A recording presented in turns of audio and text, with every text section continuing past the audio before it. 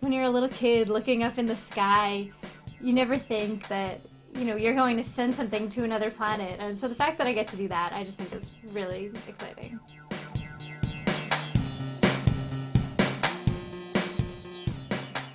Honeybee Robotics is a small company that mostly focuses on contract work for NASA. We produce the rock abrasion tool, which is currently on the Mars rover Spirit and Opportunity.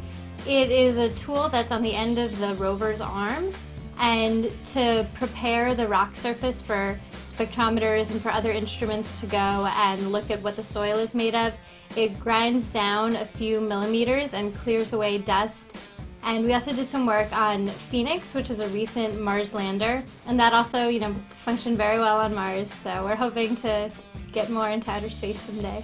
My role at Honeybee Robotics is a project engineer, and what that means is that I get to work on a bunch of different projects and kind of have a different role in everything that I do. So sometimes I've done mechanical design, other times I've done analysis or testing, and it really runs the gamut from anything in the mechanical design process.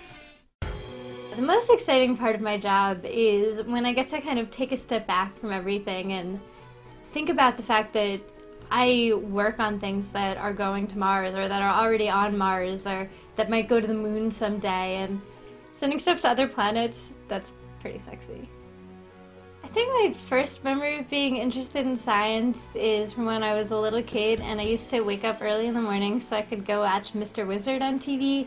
And it was this TV show. He was kind of the predecessor to Bill Nye, and he would have kids on and they would do all these science experiments, and to this day I remember a lot of the experiments and I remember thinking they were just the greatest things ever. The best science experiment I remember seeing was in a physics class in college where we were learning about electromagnetism, and the professor took a coil and it was generating so much heat that he was able to fry an egg on top of it.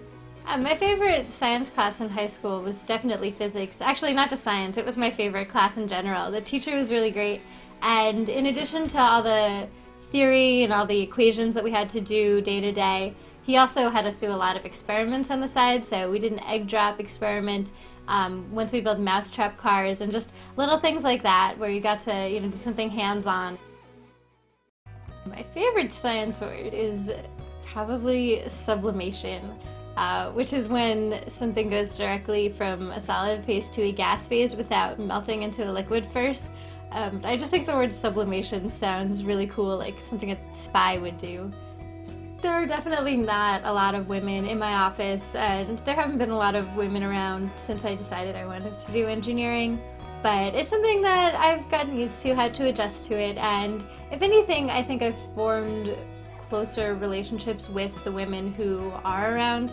My only advice to someone who wants to be in science is to really stick with it, and if that's what you're interested in, especially as a girl, you have to just ignore any stereotypes, ignore people who say girls can't be good at math, girls can't be good at science, because they absolutely can.